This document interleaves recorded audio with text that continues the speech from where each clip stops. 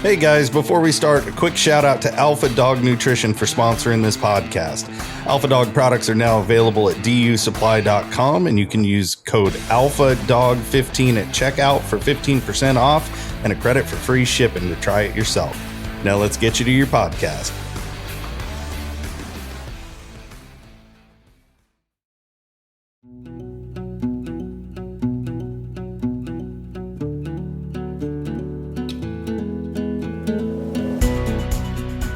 What happened? So I was up this weekend. Me and Bradley went up because Bradley got his driver's license. So I was like, "Hey, get up, bud. We'll go for a drive up in the woods. Try your truck out." And anyways, was up there looking for a track. Driving around cutting something grounds.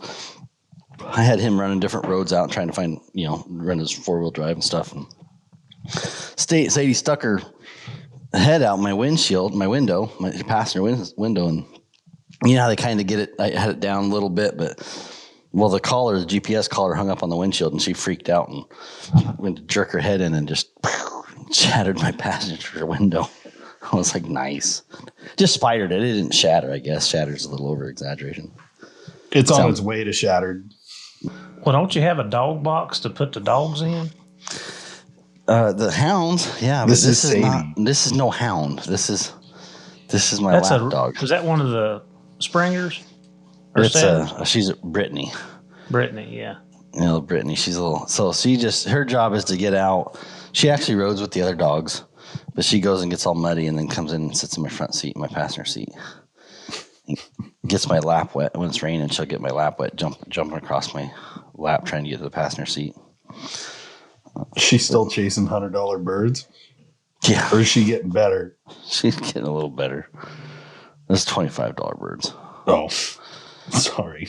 Yeah.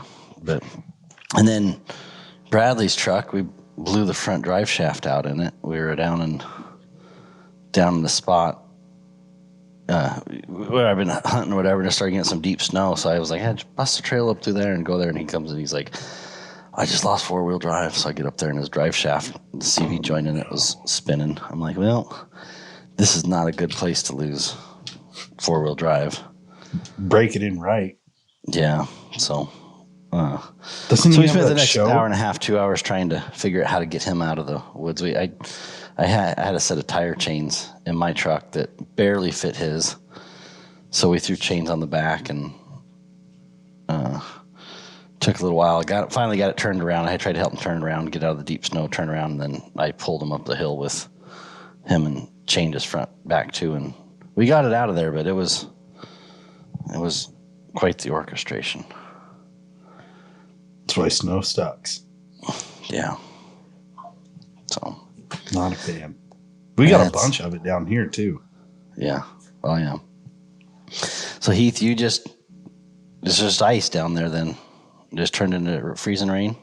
Yeah, and it's raining right now, and it's like if you're out in it, it feels like rain, but it's catching on the trees and just freezing. And I mean, all the power lines are like hanging, like they're hanging. I've got a big maple tree here in my backyard, which I cut a limb the other day because I'm like, this thing's going to fall. It's going to bust. And I mean, it's just sagging. Like the whole tree's just like, looks like it's wilting. Do you guys get freezing rain a lot or no? Once a year? I mean, we probably get it every winter, but this is one of we don't get it like this. Like I said, an inch is a lot. But it's like I said, we had that 3 inches of snow, and it's just it's glazed. I mean, my dog lot is like 50 yards below my house, and it's down a little, my yard kind of slopes, and I literally had to dig my heels in to keep from sliding down it. Because it's just the snow crusted over, and you got a layer of ice on top of it. Mm-hmm. Yeah, that's the one where that the only nice thing about that is people don't drive in that one. You know what I mean? Like getting the snow when they shouldn't be. And it's like that one, everybody freaks out. It was like, okay, we're not going anywhere. Well, the governor, he literally called a state of emergency, and our lieutenant governor, she come on and she was like, if you don't have to go out, don't. Like, don't. Yeah. Yes, but actually the roads were worse yesterday. yesterday they were really slushy where it was transitioning. This morning, I mean, the VDOT done a good job. I mean, the roads, they were worse yesterday than they were today. The roads were fairly clear. And then coming home this evening, like I said, trees are falling in the road. You can see where people's moved trees. And then the guy in front of me, I don't know, he was half a mile in front of me going up through a straight stretch, and a tree fell, and I seen 2 cars slam their brakes on, and I got up there, and some neighbors over the hill, they were trying to get the tree out of the road. I mean, it about hit him. Oh, really? Jeez. Yeah. Yeah. You know what it is? You know why we got the weather this year? Because it's been 2 solid years of Michiganders and Wisconsinites complaining about not getting any snow. That's why it happened. They got hammered this year now. Of course, they said the weather wasn't even really good for hunting up in there either. It's just like enough to ruin your day. Yeah. Yeah. Well, and you can't do nothing with the ice. Like, you can't take the dogs out. You can't do anything. Yeah. Yeah, and it's hard on their feet until it starts. Yeah. Yeah, it's not fun. We get it about once a year. We'll get freezing rain, it seems like, and sometimes worse than others. Most of the time it's normally like a quarter an inch or, like a small layer, enough to slick stuff up. But once in a while we'll have one of them, 3/4 an inch of just solid ice. And it's like, yeah. You're not going anywhere. That's where all the memes and the traffic, you see all the Portland cars just skidding down the hills and stuff like that. That's when that comes as one of the big ice storms. Hit your brakes and you go faster. Mm-hmm. That's a scary feeling. Yeah. So, enough about the weather. Yeah, let's talk about what you got going on, Jason. Your big announcement. The big announcement. Yeah, Heath, you're on here to hold our hands. Right. I am going to be leaving W coming up here pretty soon in the beginning of March. And my wife and I took a job. We're going to be managing a 16 cabin remote fishing lodge on the Rogue River. So we're moving all the kids and the dogs downriver for summer and going to see what happens after that. We'll be done just in time for elk season and then figure out what happens from there. All I heard was you're a quitter. You what? I said all I heard was you're a quitter, man. Yeah, right? That's what Danny said. Excuse me. She says, you're gonna get called a quitter too. I'm like, yeah, well, it happens. It's been a good run. Does your wife like a quitter? Your mom? Does your mom like a quitter? No, nobody likes a quitter. I know. So you should just not do that. At the end of 6 months, I might not like a quitter, but I might like it because when I'm hunting. Yeah.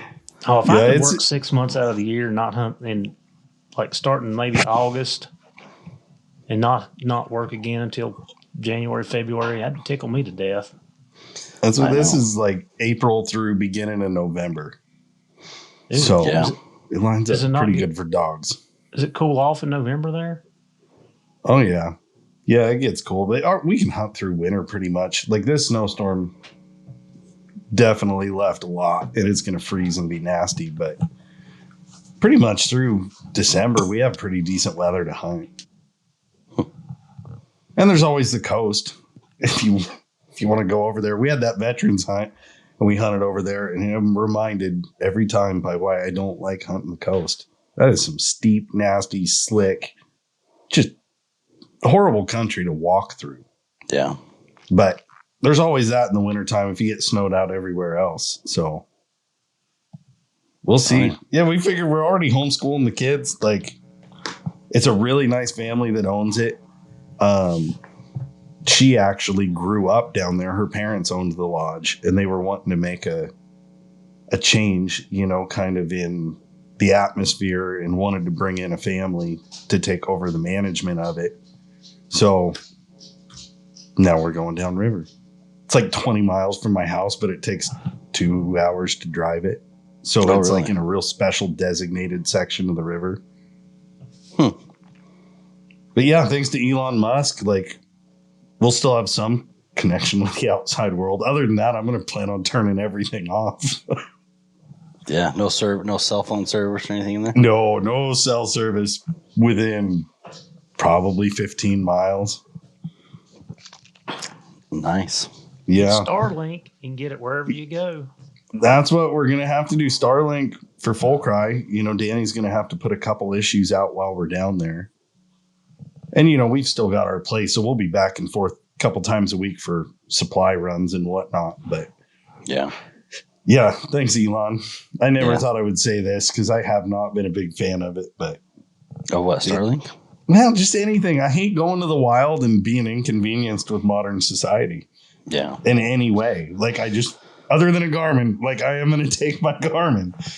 But, like, I don't like it when my phone's going and then my wrist buzzes and, I like being able to shut it all off. But thanks to Elon, we'll be able to keep things going and stay connected.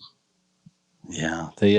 That moose hunt I went on, that backcountry moose hunt. Yeah, that was the longest I checked out with. It was nice because it was like 10 days, 9 days. Right. Nothing, inReach, with the inReach, but he's saying that one of the guys behind me brought Starlink up to camp, and he said, "Oh man, I'm getting Starlink up there." I'm like, "No, nope, damn it!" Be up in the woods. It was just nice to have 9 days of nothing, but my phone absolutely like melted down when I got. When you get back, it's horrible. Yeah. Yeah, I've got to the point when I come back home and I just put the phone on silent. I turn it on and plug it in and walk away because I give it a half hour for every notification to pop through because it's been 2-3 days, whatever. Yeah. Well, that's unfortunate for us, but I guess eventually I'll be happy for you. Eventually. We'll talk in 6 months, 7 months. Yeah. Like, that's big. That's kind of life changing, really. Yeah. You scared? I don't know about scared. There's definitely aspects that I'm like, okay, you got to be a whole different level of man than you've ever had to be. You know what I mean? You got to be a man. Where's my daddy? Right. Exactly. It's you are daddy now. Yeah, exactly. Like that's been the crazy thing for me. Like in the last few years, it's like, as far as patriarch of the family, even like I'm pretty much, I got my uncle, but like it's me and my brother. So I'm like, okay, like it's time to get serious. And the kids are like about the age that they're really wanting to go hunting and trying to figure it all out as a dad and like get stuff on lock. And realize that your dad was faking it when he was almost 42. Like you're just trying to stumble through it and like do the best you can. But like I told Buddy, the big benefit is the experience and time with the family, which is something W's given me for 8 years. It's never been a problem that my kids are here and might make a little noise sometime or whatever. So I've been part of their day-to-day life, which is something most dads don't really get at that level, which has been, like I've told you before, but I mean it. That's been the biggest thing for our family and blessing. And now I'm looking at it like, okay, we're moving 6 hound dogs, a family of 6, all down into the wild and scenic section. But the trade-off is my boys get to spend every day with me shoulder to shoulder and, working and learning some things and learning how to interact with public and guests. And it's just, I think it's going to be a really crazy experience as a family unit, which is what I'm most excited about. And that's, even if it lasts 6 months, to me, it's like, yeah, that's worth some time with the family. And then we'll figure it out from there, I guess. Hopefully it turns out to be a long-term thing and we like it. But it's pretty hard to beat fish in the river most of the time you're down there and fill in the freezers. And I don't know, you got time off and you got nothing else to do. I'm looking forward to maybe reading some of the books that I've collected over the years, or just actually getting to enjoy being there because there's nothing else to do. Like you got your family and you got the wildlife. That's about it, which I'm really looking forward to. So is it 7 days a week, or is there is this is it a 3-day float, a 5-day? How does that work? Do you have time off? Like, is this something from April to November? It's pretty much every day. Probably. It'll be as much as I want it to be. and I kind of flip flop. The normal schedule's 10 on, 4 off. But if we're making the big move and we want to slow down, so I kind of don't want to make the run in and out once every 10 days. So we'll probably do like 20 on, 4 off. You know, it's a day rate thing. So the more you work, the more you make. But honestly, I just really don't want to be coming back to town for more reasons than I have to. So, but the help, it'll be rotating. We're hiring staff right now, and we actually have a houndswoman, or her family is actually, her dad's responsible for getting me into dogs. It sounds like she's going to come on and work the season with us, which will be really cool to have someone in there that we know and can hopefully build up and have a return employee over time. I kind of like starting with young people. You could have drama. You know, somebody in drama too. Drama? That's the opposite. It could be. It could turn out to be drama. When It could be. It could be. But this girl was bouncing around the back of my rig when we were chasing bears in California. That's good. We've known her a long time. Perfect. So yeah, it'll be. I mean, most guys are down there. What are the clients like? What's the schedule of the client? Like, what is that facility? So it's 16 cabins and then a main lodge, the original lodge, and then kind of a mess hall.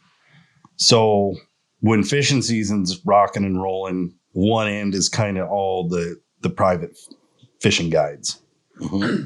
And then they do the cooking for their guests and take care of them. And then the main lodge portion, you know, you provide dinner and breakfast. And I think they do lunch for the guides like the next day so they don't have to pack it. But I got to iron that out. So it's a lot of fishing guides, but mainly it's tourists, like Orange Torpedo trips and people wanting to make the float. Because you go from Grants Pass to Gold Beach, you know, you can hit this whole section of river, and it's limited boat access. It's towards the coast. Huh? It's towards the coast? Mm-hmm. Yeah, it flows from Grants Pass to the coast. Oh, I thought you were going the other way. I thought you were on the... No, we're on the lower. So the Rogue's kind of weird because it's broken into a lot of sections. Mm-hmm. But like right through kind of south of Grants Pass, I guess it'd be southeast, you hit a scenic section. So like the jet boats and stuff like that, they have access. But you hit a point where none of that's allowed. It's all drift boat, raft, or hiking, and it's limited access through. Yeah. So it's like a 3-day float or a 5-day hike. Okay. I was joking. I was talking with Brent the other day. He's like, well, how far is it? And I said, well, if Clay was hiking it, it'd probably be 3 days. If you and me are hiking it, it's probably like 5 or 6. You know, it's a bit of a trek, but beautiful country. Like some of the most awe-striking scenery I've ever seen. And at the same time, like it will make my butt pucker driving into that place. You go around this one canyon, and I mean, there's nothing to stop you all the way to the bottom. And it's pretty amazing. So yeah, so you're on the coastal side. So you're in the coastal side. So like Bear Camp Road. Have you ever heard of that? I've heard of it. Yeah. Yeah. Where the Kim family died. Like a couple years ago, he died. The Garmin. Huh? Were they following the Garmin? Yeah, that one. That one. Yeah. Yeah, he died. I remind Garmin of that all the time. I'm like, when they try to tell me how good the road system, you know, the GPS system of the road, I'm like, you don't understand that these GPSs, if people follow them in the mountains, like you get people killed. Like, you can't follow these GPSs in the mountains up here. That guy did. Yeah. I think he was like a quarter mile from the lodge. Yeah. That we're taking over. Because the GPS told me to go across. Yeah, and you're not driving that road in the winter. Like it's gnarly. Even this snow that we just got, it's like, are we going to be able to open up on time? Mm-hmm. Because he's got a snowcat, and you know, he said, honestly, I've been in by helicopter, I've been in by raft, I've been in by snowcat, snowmobiles, whatever. So obviously the kiddos and the wife won't be on that trip, but once we get everything figured out, and we can drive the road. Then we You can can get parachute in. You're gonna be in an airplane. That'll be your job. I'm kind of the mindset, whatever this year brings, it brings. Like, it'll either kill me or make me stronger kind of deal. Yeah. I'm not a river person. Like, I shouldn't be working for a river lodge. My dad was in water rescue, and I've always just had it beat into me about being careful on the water. Right. And then we've got a drift boat that I've only rowed like 3 times because I'm like, oh, I had my back injury. And if I slip, like somebody can have a bad day in a real hurry in a drift boat. Like, It's not a joke. But if I can drive to it, I'm okay. If I had to boat to work every day, I don't think I'd be in for that. Yeah. But you're going to have to come out and do some fishing. Is it catch and release or is it fly fishing? A lot of it's fly. I think you can still fish. I'm not into that. I think you can fish natural bait. I got to look in because every section's got like its own regulations. I like meat. I like salmon meat, man. That's what I want to. If I'm going fishing, I want to bring some. I want to put some stuff in the freezer. That's Sure. This fly fishing, catch and release stuff. I'm like, yeah. I'm sure it's fun, but nothing. Yeah. If the book says I can keep it, it's going in the freezer. Yeah. That's why we like half pounders. You can fill the freezer with half pounders pretty easy. Heath, you been doing much fishing or? No. Well, I take that back. Ice fishing. Yeah. Well, I've been trying to get my boat barn built, which I finally got the tent on it. And this past weekend, which I think that podcast dropped today, we went down to Santee Cooper catfishing, which is in South Carolina. It's right past Orangeburg, Jason. Oh, okay. Yeah, literally it's 40 minutes from Orangeburg. Went down there catfishing, the huge lake. They got some monster cats, so I did get to go to do that. And I'm hoping the weather, they haven't stocked anywhere this week because of the weather. So as soon as the weather breaks, I'm going to get back into some trout fishing. And then Monday, we're off. It's some type of holiday, maybe President's Day, George Washington Day. I don't know. It's a holiday. Trump Day, yeah. And so it's supposed to be 30 degrees, but if all this rain and snow don't cause the river to get up, I may hit the river Monday. I don't know. I'm ready. Yeah. So what you're saying is next time we're in Orangeburg, we could just duck out half hour and go fishing? Yeah, I'm telling you, man. It's like, we're going to go back. Like me and some guys from work went and, we had a great time. Next time we'll go for 2 days instead of 1, but we just kind of testing the waters. One of the other guys that we work with, he give us this information on where to stay and the guy to use. And so we use the same stuff that he did. And, so it was good. Like I said, it was, man, I tell you what, 72 degrees when we left down there Sunday morning. And when we come up the mountain and back into Virginia, everybody that's been through up 77 from North Carolina, Virginia knows, you come up Fancy Gaff Mountain, it went from 72 in Charlotte and up Mooresville and up towards Statesville. And then when we hit the bottom of that mountain, it started dropping. And when we got back to Christiansburg, it was 48 degrees. And I'm like, oh, man, I really, really would like it to stay 72. That's a swing. Yeah. Yeah. How long of a drive is that for you? About 5. It's a little over 5 hours and 15 minutes. It wasn't horrible. Depends on traffic and the airport line. Yeah. Well, so we come down Friday. We hit that traffic in Charlotte Friday coming through. And it wasn't horrible, but it was definitely slowed down. And then we stopped at Bass Pro and went there and piddled around and stopped at this.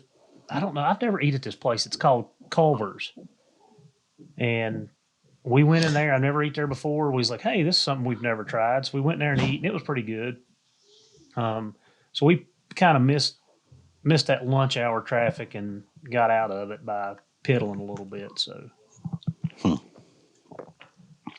yeah, that's it. Between working and travel ball, like this weekend, we're going to be back in Tennessee for the second time in 2-3 weeks.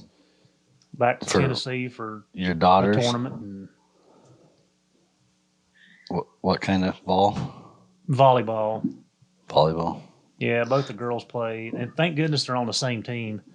Makes it a little easier because you don't have to go to 4 different places to watch them. But my daughter tried that this year, like volleyball. Yeah, middle school, so it's not like it. She did. Yeah. Well, I was doing the math, and I'm like, oh. Well, I mean, I fuss. I don't fuss. I kind of joke about it all the time. I mean, school ball, she starts practice in July for school ball. Mm-hmm. And she runs July up till October, November. Depends on if they make it through the district and in the regionals and in the state, whatever. It can run up into November. I'm not sure. Anyway, so it can run up, and then travel ball starts in December. So it's literally July till March or April is volleyball. And school ball is a lot easier because you only got to travel to the district. You don't have to go to Tennessee and North Carolina and West. You don't have to do all the other traveling. But it gives them some good experience and, exposure to sometimes a lot higher quality players. Yeah. So if you want to be the best, you got to beat the best, right? So. Oh yeah. That helps. Well, she did dance last year, didn't she, buddy? Yeah. You were she does dance this year. Traveling all over. She does that competition dance, which is interesting. That's a whole different world. But I'm going to have 3 boys down by the time I get to that. I'm not going to know what to do. Yeah. They got a show called Dance Moms, and we just put Dance Moms and Buddy on it. Yeah. There you go. I wanted to get a shirt made. Some of these shirts that you see is like Dance Dad. It's like, I pay, I clap, I drive. It's like perfect. That's the one I want. There's your next house shirt. I pay, I drive. Yeah, exactly. It's like Dance Dad. Pay, drive, clap. That's funny. That's my job. That's about right. Yeah. Or the Muskies not on still? Yeah, I mean they're. I don't want to beat fishing to death, but I like Muskies. They're like it's prime time. Every weekend. Well, like I said, last weekend I was fishing. The weekend before that we were in Knoxville. This coming weekend we're back in Tennessee. I mean, I haven't had a free day, and when I do have a free day, the weather's like it is, freaking inch of ice and snowing and no power. Like this is the worst time of year for me. Like I was thinking about this the other day. I was sitting here thinking like I have all these grandioso plans after bear season. Like I'm going to do this, and this. Like I'm supposed to get down to BB's and go cat hunting, and I have literally not had a free weekend. Like I haven't had a free weekend to do anything. So I'm like, okay, well here it is, almost March, and I'm in the same boat. I haven't done anything that I said I was going to do or I wanted to do. So 2 more years. June is the magic month around here. Like it's not too hot, it's not too cold. You can still go do a bunch of cool stuff. And then it gets miserable hot. So I've been out to Seattle twice. I'm sorry. And we flew into Portland the first time. Double sorry. Sorry. And so what I was thinking when you're talking about hot, I remember when we started the descent down into Portland, like you see Mount Hood, like boom, it just pops up out of nowhere and there it is. Yeah, and it was August the first time I was out there, and it was snow capped still, and it was. I had shorts on and a t-shirt, but I remember when we went up to Olympia, which is in Washington, like I was wearing a sweatshirt, like it was, and this was August. I mean, it was chill. It was chilly, I guess, what you could say. Yeah. Welcome to the PNW. Yeah, that sounds pleasant to me. Yeah, Buddy doesn't like it when it gets hot. August, you can get some 100-degree days. I bet you we had maybe 5 to 10 100-degree days last year. It was mild. Most of the time we're 70, 80 is our highs. We'll get a span of 90s sometimes, but even in the evening, it gets down to that 60, 60, 65, which is just nice. You gotta wait till late night to even exercise dogs down here, like midnight. Yeah. It's so hot. I guess I didn't think about how hot it's going to be down there. There's no air conditioning. It's like power between 7 and 10, and then there's no power no more. Yeah. What were you doing in Washington, Heath? Just went out. We went out and actually road trip it. We flew into, I think we flew into Portland the first time. Second time, I think we flew into Seattle. But rented a vehicle. The very first time I was out there, that's when I went and seen Dale Cameron. We did a road trip. We drove back into Idaho and back through Montana. Went up to Glacier and spent some time there. Stayed in Missoula a couple nights, and we stayed up in Sandpoint, Idaho. We just picked up the map. It was like, all right, we're gonna go here. So we go there and stay for a night or two, and then we stayed in Kalispell a night. Yeah, so just drove around, and then a couple years ago, basically did the same thing with a little bit different than what we did the first time. But just seeing different ground and country. Yeah, no, that makes sense. Did you go through Lolo? What is it? Highway 12 that runs from Montana through Idaho. Yeah. Yes, that does. Yeah. Isn't that we beautiful? went through the and it's kind of funny. I mean, not to talk about Dale, but in his book he was talking about some of those passes that he hunted, and around the Little Lost River, and some of those places. I mean, we drove right through them. I was like, right. Oh, okay, well, and actually, I can't remember the one. It was a trailhead there that he had talked about in the book, and when we drove by it, there's a big sign, and I'm like, oh, and there was 2 or 3 horse trailers there where people, I guess, were had. I don't know if they'd packed in. I mean, it was August. Maybe elk season, or maybe they was just taking a weekend trip or whatever. But it was pretty neat to be there. Yeah, it's pretty country. Have you been up there, buddy? Where? I've never gotten off the roads in there. I've driven through Montana and stuff like that. Yeah, just through you go up to Lewiston, Idaho, the confluence of the Snake right there. Mm-hmm. Hang right, and shoot you out in Lolo? Yeah, I think Lolo, Montana. Yeah, normally we go through Spokane and then drive through the interstate down there when we go to. Now Bozeman. I think we come back through Spokane, or I can't remember, but we've been through Spokane too, because it kind of all the tree farm. I don't know if they're called tree farms, but all the trees through there, they're in a row, perfect rows, both ways. If you look at them one way, they're perfect, and if you look at them the other way, they're perfect. Yeah.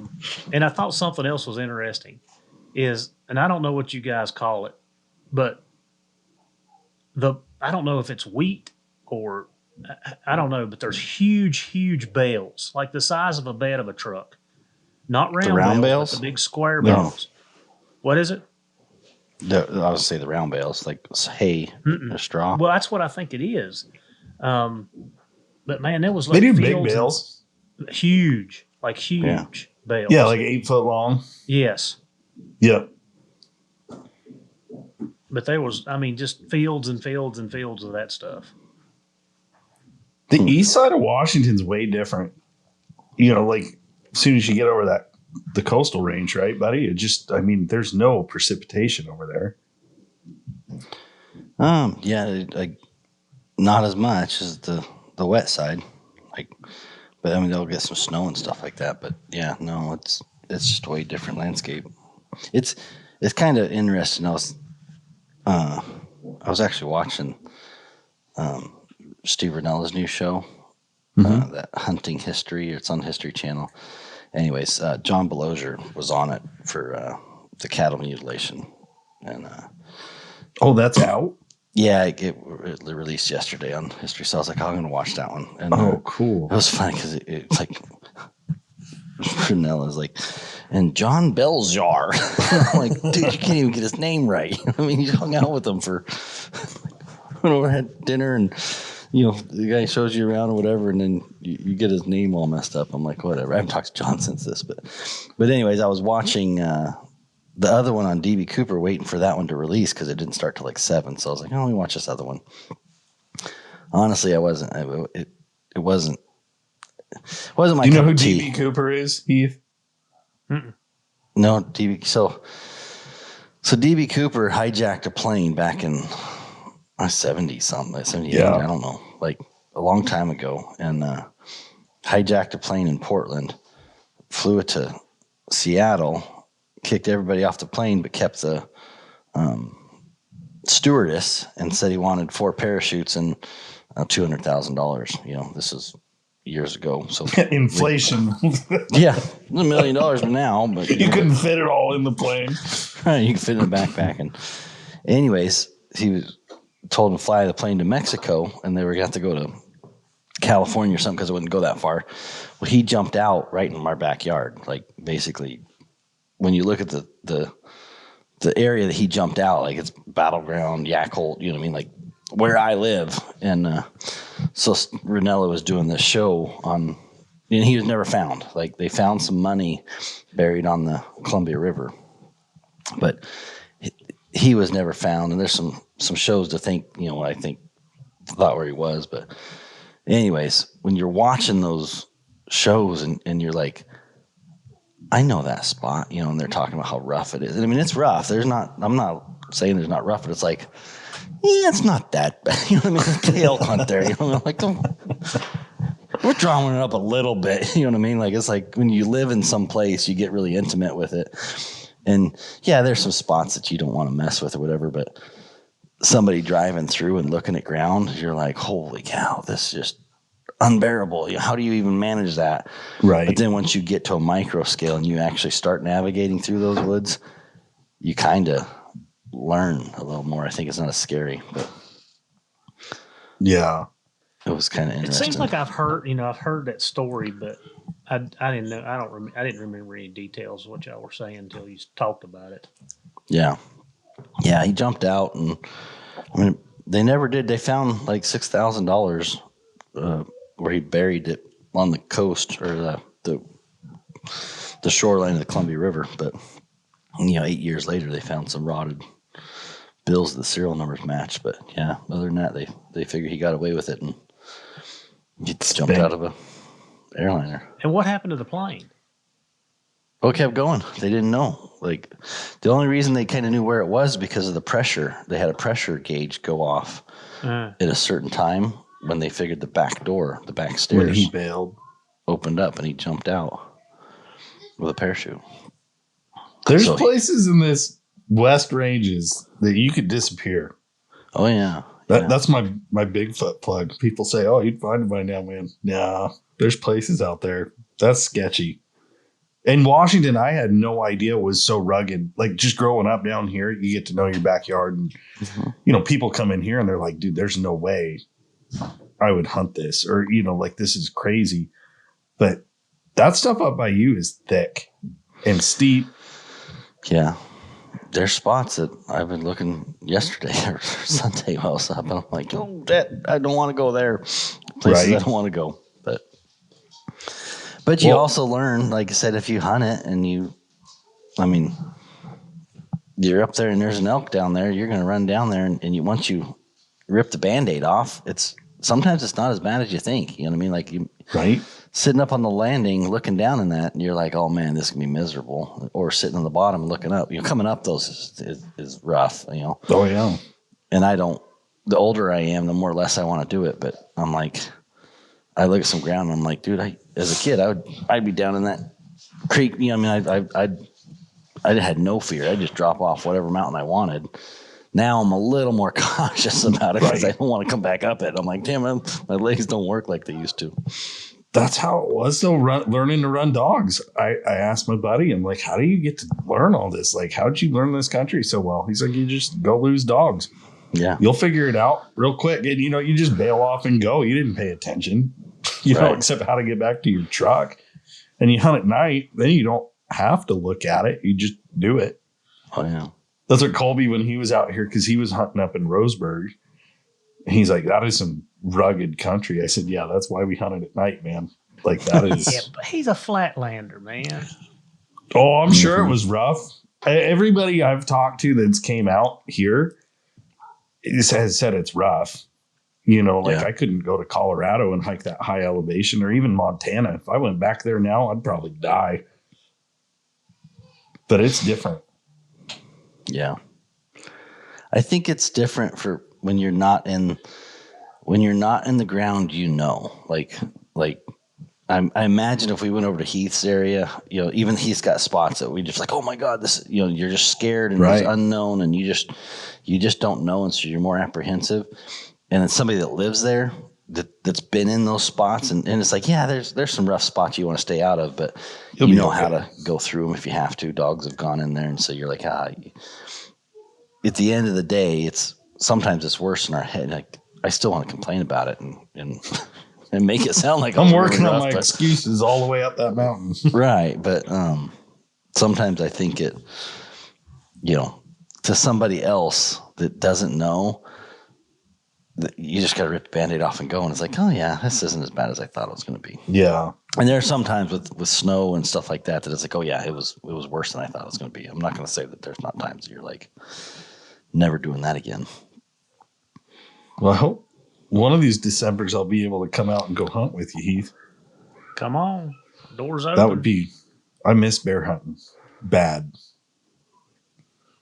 Yeah. And yours runs December through, or just through December? December into the 1st of January. But again, like I said, the weather first week and a half this year really changed the bear movement, and it was a little tougher than normal, and we'll see how things pan out. But yeah. Did you guys get it earlier season than that, or you got to wait till December? December. Really? Yeah, they have a 3-day early season, and they have a 1-day youth day. But I think they're going to do away with the 3-day early season, and youth day will still stand. But yeah, you only get December basically, even with those 4 extra days. So you don't have like a pursuit season in the summer and stuff, or July and training? August. And July and August. we have been begging and pleading with the DWR. Had several conversations with them, trying to explain that I can only run my dogs 3 months a year, so that's 90 days, right? 90 days, yep. And with work, family obligations, you can take a good 30 days out, and then you look at weather. Through those days, you're going to have a week worth of bad weather. Whether it's not feasible. So, you're down into less than 2 months, so less than 60 days to hunt. You cannot train a dog in less than it's just impossible. And I've said it on my podcast several times, and people kind of look at me sideways. Like, it takes me 4 years to complete a dog. 4 years. Mm-hmm. But when you look at the hunting eligibility that I have without traveling, I'm not getting some of the time, like North Carolina, they can run pretty much year round on private property. West Virginia can run year round. You look at some of the other states, they have a lot more open season for training. Yeah. And man, you spend all this money on raising dogs and feeding dogs and, taking care of dogs. And we can go down the list. Like, we have begged and pleaded with them to try to educate them and help them understand, why it's important for us that we try to make it a longer season. because, like I said, financially, if you're just looking at the financial part of it, it does not pay you to have dogs in the state of Virginia. Like, Yeah. it does not. Like, you're doing it because you love it, and it's either your way of life, or your passion, or what, however you want to categorize it. But financially, it's bankruptcy in the state of Virginia because of the money you spend and the least amount the amount of time available to actually hunt. So, but yeah, December's our harvest season. That plays into effect. You got to look at your food source. Is the acorn crop really good that year? Is the weather mild, or if the weather was like this year, we were down in the single digits in the low teens the first week. So basically, a lot of your bear was like, I think I'm going to go underground. So they went and laid down. So that plays a big part of your success. So, yeah. Interesting. Are you going to plot days then? Is that your next trip? Or you or not? Yeah. Is it plot days? Yeah. Well, the APA. APA days. Yeah. That's in March. So I may actually go down Friday and Saturday this year. I don't know. I had to see what the girls don't have a tournament that week, but the next week we're right back down in Tennessee from there. So I usually do a tournament. What's the dates on that? Where's that at? It's the weekend It's before in, Wisconsin. Greenville, Tennessee. Let's see here. Because they always go straight from there to Wisconsin. Yeah. Y'all should really try to get out there one. Katie posted. Let me look. Yeah, they can't. They always want us to go down there. We have a booth next to those guys in Wisconsin. Yeah, it's a good time. It's a. Hold on, I'm digging through some of these. I got a couple meetings at Pheasant Fest. And I got a couple meetings, and then a trip in New Mexico, and then Wisconsin. Yeah, it's American Plot Association Breed Days. $20. 15th. Oh, that's a raffle. 15th and 16th, I think. Is it? That sounds right. It sounds like a big deal. I mean, I talked with Sarah quite a bit last year. Yeah. And Danny's been putting together, she's doing their plot book, the yearbook this year. So we've been talking to her a bit, and I'd love to go. I mean, it sounds like it's a pretty family oriented thing, like camping out. And they have 2 days or 3? They have cabins right there on the grounds. Oh, really? Yeah, and some people bring their campers, and I mean, if you're going to stay in a hotel close, I mean, Greenville's got that. I think it's Andrew Jackson. Guys, don't kill me if it's not right, but there was some president that's got there's a big hotel there named after him, and then other than that, you're going to drive about an hour or so to get to somewhere to stay. But so it's the 13th, 14th, and 15th. So Thursday, Friday, Saturday. Is it a nicer hotel than the one I stayed at in Charlotte? Yeah, I'll give you that.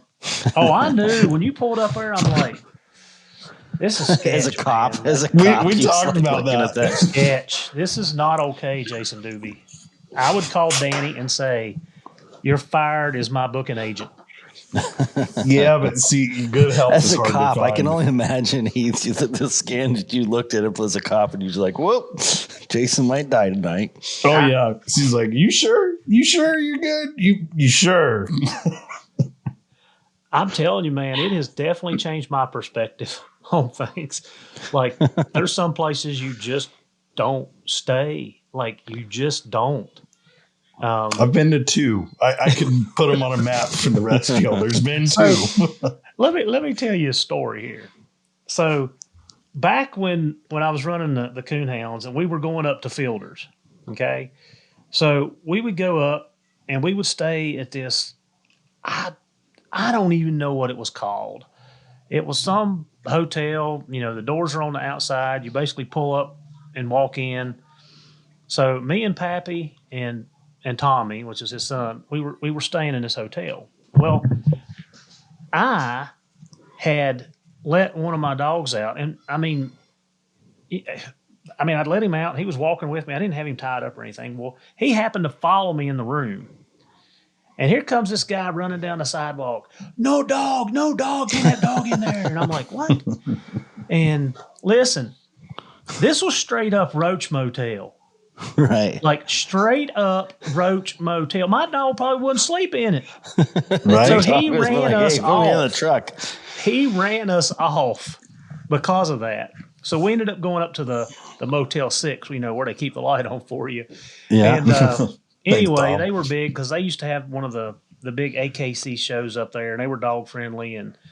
But I actually got run out of a motel that was so nasty that I don't even know how we were staying in it. Looking back at it now, I'm like, what were we thinking? Like, it was one of those $29.99 a night things. Yeah. Rent by the hour on By the night, daytime. $29.99. Yeah. But yeah, we stayed in that thing. That was the second year we were up, and we got tossed from it. But talking about sketch motels, that just I'll never forget that. Like, man, it was a straight up roach motel, and we were in it and got run out of it. And I learned doing traveling and hunting, you try to get the cheapest thing you can, right? Back in the late 90s and early 2000s, I'm broke as a joke. Like I'm trying to get the $19.99 night hotel. Yeah. Right. And looking back at it now, I'm like, the places that I've slept, but I think times have changed too. Like the stuff was probably going on back then, but just not as bad. Right. Yeah. That's what it is now. But Our could tell first the trip stories. to Canada, I did that. I stayed in a hotel there that we were like, oh, we'll just, driving in Canada, we learned our lesson because we were coming through across the border, like, oh, we get across the border tonight. And then we passed the town. I was like, oh, we'll grab a hotel. Well, there was another hotel for like 3 hours. You know what I mean? It was like we were dead when we come into the next town. And we didn't care. Like it was like the Roach Motel. Okay, we'll take that one. You know what I mean? And it was rough. And I was like, yeah, I'll never make that mistake again. Like it was, yeah. The more we talk about it, the more coming to mind. She is a bad travel agent. Because we had one. Well, we went to see Willie Nelson up there, Troutdale, right? Like McMinimans. Mm-hmm. Isn't that in Troutdale, buddy? Yeah. Well, there's McMinimans all over, but yeah, Troutdale has one. Oh, yeah. That's the big one, the concert venue. Yeah. So we stayed at some hotel there in Portland, and I can remember the room number. There's going to be a lot of jokes made, but it was room number 420. And Danny and I went I'll never smoke weed with Willie again. Exactly. I'm telling you, the doobies checked in, right? So we're already thinking this is They hilarious. took one look at you and was like, yep, we got your room. Right? So you get up there and same deal, man, like pry bar marks from the outside. And I'm like, oh man, here we go. But what are you going to do? We're stuck. We're going to Willie Nelson. There's no valuables, whatever. And then the worst one we walked out of, the one time I have walked out of a hotel, it was probably one of those rent by the week places, mm-hmm. Because when we checked in and we went to the room, the guy was real concerned because we had a bunch of dogs too, right? Like we were down for a field trial or a UKC event in California. And he's like, no dogs. I said, look, they're going to stay in the box. They're not going in the rooms. It's fine. And, we walked in that room and there was Lisa Frank stickers, little kid stickers all over the mirrors and the windows and stuff. And Danny's like, I can't do this. I'm sorry. This is a Roach Motel. This is horrible. So we walked back in and I said, yeah, we're not staying in this place. We'd like to figure out a refund. And lady behind the desk, she says, yeah, owner's not here, broken English. Yeah. I'm like, well, you're going to have to call him or I will sit in your parking lot and I guarantee you those dogs will bark all night long. This is the bargaining chip here. I get my money back. The rest of your guests don't have to listen to my dogs all night. She's like, okay, well, I'll call him. So she picks up the phone after saying he's out of the country and you hear the phone ring right above stairs, straight up from the office. And you hear him talking to her down below. We ended up getting our money back, but we did walk out of that one. Mm. And then the biker bar. God, there was another one. She booked me for we were at a AKC show, I guess. And she booked the hotel on the wrong weekend. So by the time we got to it, the only thing open was right in Carson, Nevada with the biker rally going on. So I walked in with this AKC room, like super pretty blue tick, and we're staying in this roached out motel with a bunch of bikers. That was another one. I gotta quit staying in hotels. Ask my kids if you ever talk to them what dad thinks of hotels. They're like, Dad won't do it. It's a waste of time and money. That's why I sleep in Buddy's parking lot when I'd go up. I'd just crash out in the back seat. I'm like, I'm not going to spend company money on a room that I'm going to sleep in for 2 hours. You see this nice futon here? Heath, you may not be able to see it. I'm sitting on this futon. I got this just for Jason to be able to come in here and crash. It's not very comfortable. I took a nap on it the last week. I was tired. About 2 o'clock, I come out here and I tried to sleep on it. It is not comfortable, but we got a futon for Jason, so he had to sleep in the truck, and then he quits. I think I got the futon, and he was like, "Nope, I'm out." I'm telling you, the best timing and greatest comment. Have you announced a winner for the greatest reason you got your black eye? I don't think so. I think you need to do that. And there is a clear winner in my eyes. He called me last night. He was like, I'm so sorry. I had no idea. Oh my gosh. Did you see Buddy's video about like when he had his black eye? And he asked everybody, well, what'd you ask him? I got a black eye. From what? Are you going to release that info? Well, we bought a Mustang. It was dropping the tranny because the clutch is out in it. Mm-hmm. And was dropping the exhaust. Well, the shit just hung up there, right? So it was hanging there, and it wouldn't come down. And so I was like, okay. So I let go of it. You know, after I tried to fight it down to get it out of there, it wouldn't come. Well, then so I start screwing around with the tranny. Well, then it finally decides just to bust loose. Clearance. Whacks me right in the eye. I'm bleeding. I got blood coming down my hair's all bloody and it goes down my neck and all that. And I'm like, shit. And so I'm telling Bradley I'm holding this thing. And I'm like, Bradley, bring that jack over here and, trying to get the jack under the tranny and stuff. And anyway, so I had this, it just turned into a black eye. So I had this big old black eye and I had to do a video for like the Alpha XL or like, we had to do a raffle for the VIP members, right? So we had our membership program. Which you're a member on that, right, Heath? Mm-hmm. Yeah, you didn't win. I didn't win no XL. You didn't win. You didn't want the video. But anyways, I was doing the video so that we needed to just draw. We gave away an Alpha XL to, one of the members. So we had everybody's member in a bucket. And I was like, all right, let's do this quick video. And I look and I'm like, oh crap, I got a black eye. Like, you know what I mean?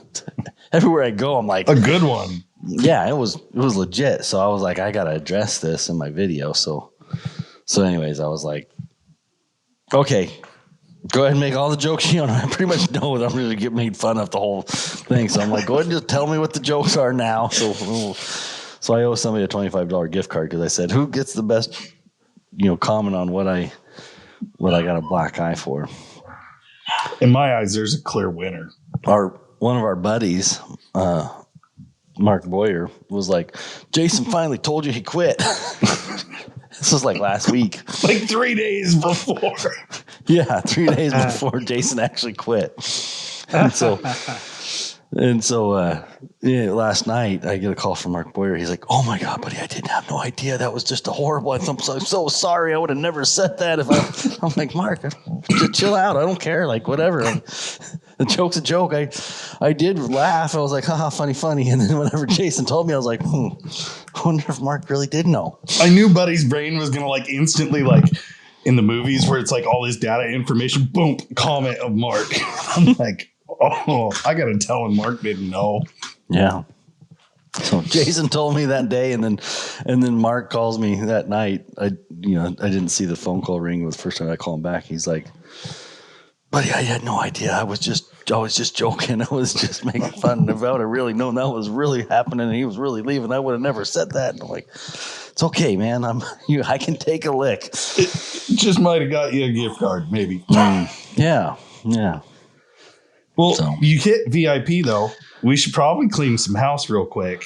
Yeah. Because I want to cover the VIP and talk a little with that. Because, Heath, you've been getting the VIP package, so you know what it's like from a customer standpoint. Mm-hmm. And I want to talk about the giveaway we're doing right now. the $5,000 giveaway. Yeah, For spending yeah, money. Man, that'd be a nice get. Yeah. Yeah, you passed on the Alpha XL to win the $5,000 or $3,000, I guess. No, Bob Parker won the Alpha XL, and he had bought one. Because I was actually one that took his order. That's how I knew, because I was BSing with him, and I was telling him about the sweepstakes. Actually was I want to buy. So Heath, I want to get a truck. I want to give away a truck. That's what I want to try to do. I'm not promising it yet. I'm just telling you what I want. So want in one hand and shit in the other, and see which one fills up first, right? But I think what my goal is we're going to try and get a truck and do a sweepstakes on a truck. Sweet. And this 2015 Dodge 1500. Yeah, exactly. I think Jason's truck all clapped out. 2015. It'll get you where you're going or part way. Yeah, it smells like Jason. Anyways, but the sweepstakes, you can run up to $5,000, and then after that you have to do special things in New York and Florida. You have to register and buy a bond if the prize is over that. So what we decided was okay, we're gonna run to that max, then we can do all 48 states without having to get bonded and pay, New York and Florida and pay all the registration, blah, blah. There's a bunch of stuff you got to do that you have to fill out to do a bigger prize than 5,000. So that's why it's 5,000, is because, and we did it for a month to be hey, we can test the waters and see what the response is on it. You know what I mean? And go, okay, is it going to work out? And early indications, it's still difficult to be able to afford the truck. So there's some things that we got to work on getting that big of a prize. But yeah, it's not a no yet. This might work. So that's what the sweepstakes really is happening for, is hey, we want to do a sweepstakes. The number we picked was the max number we could do in all 48 states to see if we can iron this out, collect the data, collect the orders, do the entries, aggregate all the data, and let this company run it as a test. And we'll see. So is this truck going to be decked out for hound hunting, or is it just going to be a truck? Yeah, I already got the dog box donated. Brian Sorelli said he's going to put a dog box in it, custom dog box. Put you an XL, an antenna. We're good. Yeah, exactly. We're gonna put I'd probably try and get a Garmin, get it set up with a Garmin, the antenna. I don't know if we'll go a winch or not. It'll probably be like Toyota, just because a lot of people, a lot of houndsmen, they're just driving Toyotas, right? So yeah. It's either going to be a 2019 Ranger, a few dents, a few scratches, about very 40,000 cool miles. Winch don't work. I got to fix that out there, because that didn't work on me Sunday. Went in there and the solenoids were click, click. So it's either going to be my Ranger, or what I really want to do is go get a Toyota Tacoma and try to build it kind of right. Not going over the top, but have it set up ready to hunt. So that'd be sweet. So to answer your question, yes, it should be ready. Just I probably will have taken it in the woods a couple times already. Testing. Yeah. Mm-hmm. Yeah, making sure. But it's easy to enter. Yeah. People don't even have to do anything crazy. Just spend money. So, and the easy thing is you just, every dollar you spend, you get entered in a point for the $5,000 sweepstakes is the gift cards. We do a $3,000 grand prize gift cards, and then 1,000 and two 500s. So we got a couple different, gift cards we're doing as a test.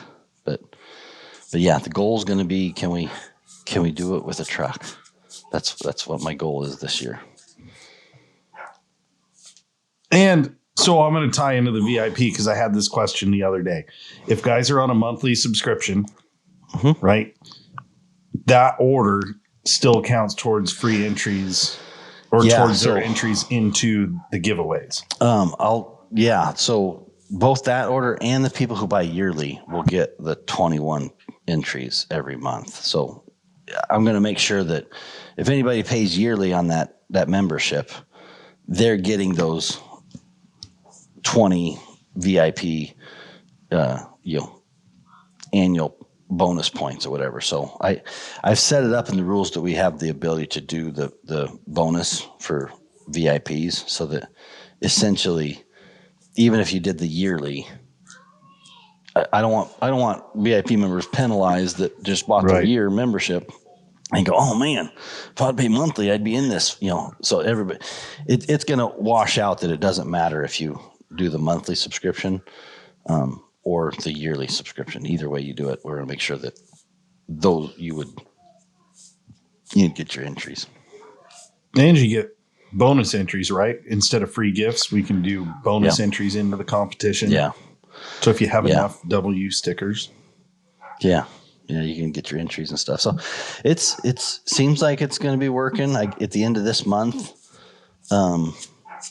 the big test for us will be how much of a pain it is to aggregate all that data. Because if we do a truck, it's going to be like a 6-month deal. You know what I mean? It's not going to be.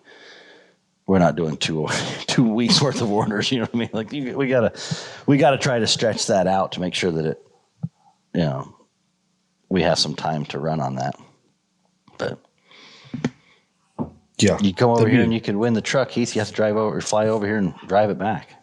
Yeah, I'm telling you, I definitely could use one. Both of mine are. I was telling Jason on the way we was doing our road trip, like I need to upgrade a little bit. I'm getting to that point. Mm-hmm. Yeah.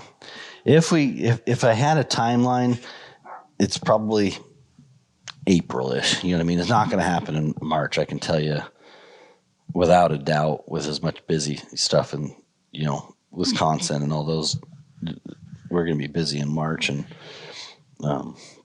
I don't even know. It won't be the first part of April, but like this. So that's my goal. That's the target. Jason's got to bring this Dodge back. We'll do that one first. Yeah, do a test run. Let me ask you a question, because I entered. So is it for every dollar you spend, every dollar is an entry? Yep. Every dollar you spend. Yep. Yeah, this is what's going on right now. So all you got to do is just go buy a shirt or your Garmin, your Alpha, whatever, one sticker, Alpha XL, and they got 1,200 entries. You know what I mean? And so you can also, there's a link on our website that you can actually get in on it for free, because you have to be able to offer free options on these. So you can get on and click on a link on our website. You give us your email, I think your phone number, your email, and your name, like 4 things that we ask for, and you get, I think, a couple entries for that. You'd have to look and see, it tells you, but you can definitely get entered without even buying a single thing. You can sign up and get free entries too. So, and then we're gonna spam the heck out of you. Not really, but kind of. When you sign up for that one, we're gonna be like, all right, we're gonna send you some stuff. Yeah, we're gonna send you an email. You're gonna get an email asking for more entries. You're like, hey, you just whatever. But yeah, nope. And then I've been working on this financing site. So being able to, because these, especially with these Alpha XLs, are so tight, they're so expensive. We've been working on getting the financing. So we just launched a couple of days ago the firm financing. So we got a little link on our website that people can go in there, enter some information, and they can get payments on these. And that's been working. We just tested it. I actually sent out a link Friday at the end of the day, which is stupid of me. I saw them emails coming in. I'm like, what happened? Friday, like 2:00, we had the website finally kind of wiggling and working. And so I posted on Facebook. I was like, hey, I need a couple people to test this website. You know what I mean? If somebody wanted to try the new financing website, I was like, hey. So I just put that out there, not thinking. I always wonder, should I put it on my personal Facebook page or W's Facebook page? And so sometimes, anyways, I put it on W's Facebook page, and oh my gosh, all weekend I was answering messages and like sending links. You know what I mean? Answering messages and there was copy paste going on. I could see it because I went to clean up the inbox, and I'm like, oh. Something must have happened Friday. Something did happen Friday. It was. I mean, I had messages coming on my personal account, on the W account. We had emails coming. I was like, oh, who's stupid enough to do this Friday right before the weekend? Good news is everything worked. Nothing broke over the weekend. So we had quite a few people test out that financing site. And the feedback was really good. Like I got to talk to a couple people, and they said it was pretty simple and easy. And they get entered in for the sweepstakes too. So even, that puts like for $1,200, Alpha XL, I think it put like the payments at like $108 or something for 12 months. It was 0% interest or something. So it was like. There's just different options that people can get, and they get in here for the sweepstakes. So those are just some of the new things that we've been working on right before Jason quit. Tried to get really busy right before then Jason quits. I'm like, oh, yeah, thanks, Jen. But it's going to be like BCAD before Jason, after Jason. Yeah. So. It's actually, what is today? It's 12th. 2 days. Would be 8 years. Well, can you believe that? I should fire you right before then. You should. You put up with me. If you would have made it to 10, you would have got another gun. I know. You barely got your first gun. I know. Yeah, right. I know. But I figured the lodge might burn down. Like those wildfires, it could be gone next year. I don't know. I don't want to risk that. Yeah, no. But that 4570 from Wisconsin is going to come in handy. Oh, yeah. That's going to be daily standard carry, I think, through part of that. The beast of a gun. Yeah. Yeah, I was talking with TL about some loads he'd recommend for it and whatnot, because I know he loves 4570. And you know what he gave me for a recommendation? Exactly what I would probably go to anyway. Remington core lock. Yeah. He's like, there's been more stuff killed with a core lock than probably any other bullet out there. I want to shoot something with a 4570, but every time I go to a scoped gun, I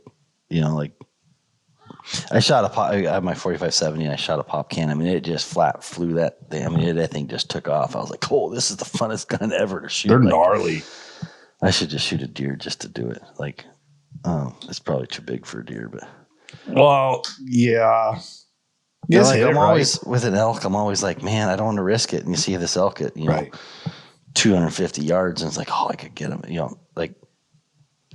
but I really want to just shoot something with that 4570, just like a cowboy. Just that's what I really want to do. I just need to do it. But you got to commit. Yeah.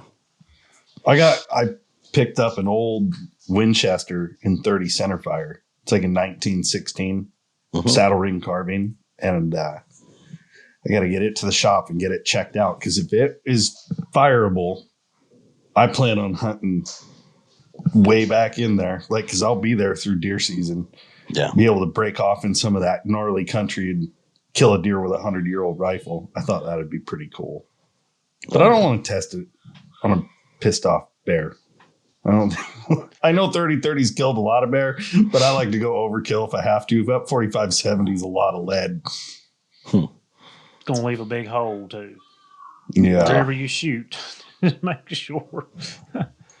Check behind the fridge, right? That's why you need a big gun, is for shooting the intruders behind your neighbor's fridge. Yeah. What do you use for bear, Heath? I carry, two guns. I'm a dinosaur, man. I've got a 41 Magnum that I carry pistol, a wheel gun. But, nice. and I use it because now they don't even make these anymore. When I was at the SHOT Show year before last, I went to Taurus's booth and was talking to them. They're like, "What?" I'm like, "Yeah." And they're like, "Yeah, we don't make those anymore." But it's a Taurus titanium, so it's super light. Yeah. 6 inch. It's 5.5 inch barrel, but it fits right down in my pack, behind my pack, and it's super light. I don't like I said, I have no desire to carry a gun much anyway. And I did better this year because I was by myself quite a bit. And then the other gun that I carry is I've got a 30-30 Marlin 336 that I've kind of changed around a little bit. I've got some of the Ranger Point stock and forearm on it, and I've actually got a Viper Venom red dot on the top of it. So it's a sweet little gun. I mean, it's like a trapper. It's short like a trapper model.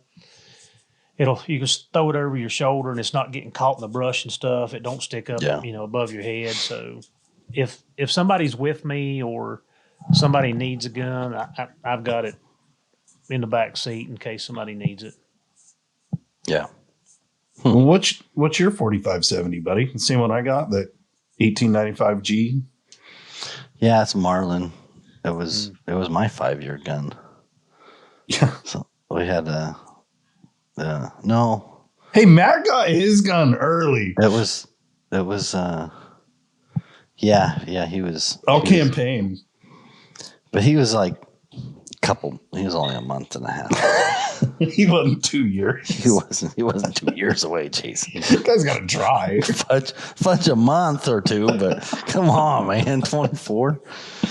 Oh, but no, 4570 is just a stainless Marlin. But yours is stainless. Yeah, no, it's a 30-30. We got the 30-30s was what I did for my 5-year gun because I'm not getting cut out of my 5-year gun either. No way. You've earned it. And my 10-year gun. My 10-year gun was the 9mm. Those are pretty sweet. So you were on the my 10-year round.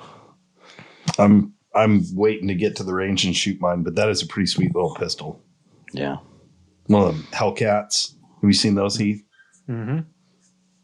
Yep. That was my 5-year gun. And then I told Buddy, hold on to it because the laws were looking at being kind of goofy in Oregon. Yeah, I had it in my safe for the longest time. I kind of thought he forgot about it. And I was like, oh, maybe he'll just forget. Like 2 years. Yeah. Yeah, because we just weren't sure with the transfer laws and all that. And I was like, God, going out of state, stuff like that. So right. we finally got it transferred. But how was that for you getting it sent? Like just easy. Print out the label and ship it? Yep. Have you ever heard of Ship My Gun, Heath? I don't think so. It's like you can ship from private residence to an FFL. Oh, yeah. It was pretty slick, actually. I just set it up. If you're buying it, you got to pick it up from there. Yep. Yeah. Yeah. Exactly. Yeah. Man, I don't.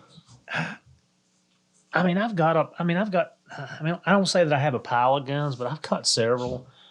A lot of my older guns and stuff that I had in high school and growing up, they're at my dad's. He's got a big safe. And like I've got some of my great grandpa's guns. I've got one of my, actually probably, I don't know if I should tell you this or not. They may come and get me, but I've got one of my granddad's 30-06s from the war. Oh, really? Yeah, it's got the Old band Springfield. and everything. Yeah. And so I've got a bunch of guns like that. And I mean, I've got a couple of, I don't know, I've got seven mag and 6.5. I've got a bunch of shotguns because, I turkey hunt and 22. 6.5 they're essential, Creedmoor, right? That's an essential gun. Which one? The 22. Oh, yeah. Yeah. And then the 30-30 and I got a 308 and I got a couple ARs. Like, yeah, I mean, I don't know. I don't say I have I got a pile of pistols and I don't know how I've accumulated so many pistols. I was at the at Canadian border, you know what I mean? And they were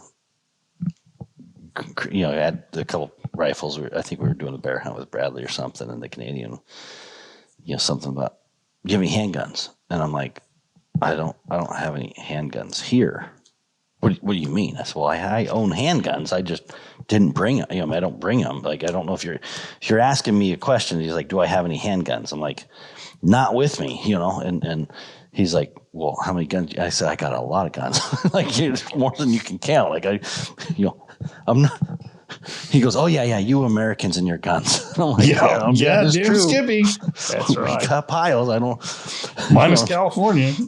Yeah. But he was all. It was weird. Like, you know, I had people back at Intel and stuff. Was like, well, how many guns do you have? But I was like, no, you just some questions are better than left unanswered. I don't know, number one, and I don't want to go count them. So they say 1 in every 11 Oregonians owns a gun. And I can tell you, I can do math, and that's vastly underestimated. Yeah. I'm getting her say 1 in every Appalachian American's got 10 guns. Exactly, man. I'm telling you, it hits the fan. That's the place to run to. Yeah. Yeah. Yeah. When they average out the guns, and I'm thinking, I don't know if you're missing a couple people that's got like 30, 40, you know, like, and somebody it just keeps accumulating because, you know, like, you know, grandpa passes away and then dad passes away, and it's like, holy cow, those, you know, like I got my you know, and that's only half of them because, you know, they went to the other family members, so it's like we split them up. But I got to the point I'm putting kids' names on them now and writing the stories because, you know, when you inherit them, they come with a story. That's the best part. And it's like, I guess I can kind of justify it because we got 4 kids. So yeah, that's my justification for the numbers. Yeah, anyways. Well, shoot. I got to get ready to wrap up. I kept very late. Yeah. Give me your notice and you're making me work late. Right. Sadie's already asleep.